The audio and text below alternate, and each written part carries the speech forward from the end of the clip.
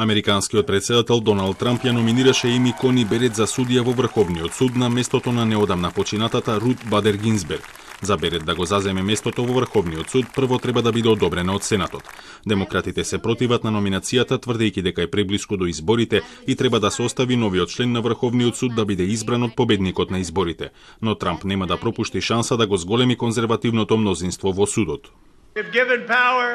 The far left will pack the Supreme Court with radicals who will terminate the Second Amendment. That's what they want to do. Strike the words "under God" from your Pledge of Allegiance.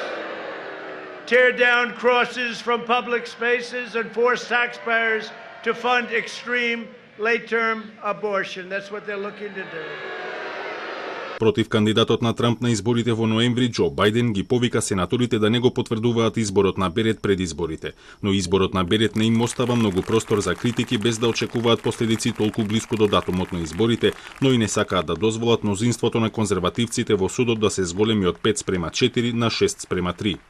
So I think the Democrats have reason to worry that a conservative Supreme Court could act as a brake or perhaps block some of the legislation that a Biden administration might get through Congress. Главната забелешка на демократите е дека нема доволно време до изборите за да се потврди изборот на новиот член на Врховниот суд, но освен ако не се случи чудо, тие немаат многу процедурални опции да го спречат нејзиното потврдување. Според американските медиуми, Белата куќа веќе започнала да ги контактира републиканските сенатори да организираат средби со кандидатот, а сослушувањето пред правната комисија на Сенатот веќе е закажано за 12 октомври. Тоа може да трае најмногу 4 денови, пошто членовите на комисијата ќе гласаат дали да ја испратат номинацијата на гласање пред Сенатот.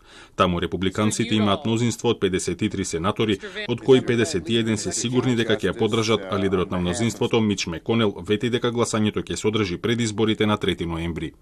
Mr. Heinrich, no.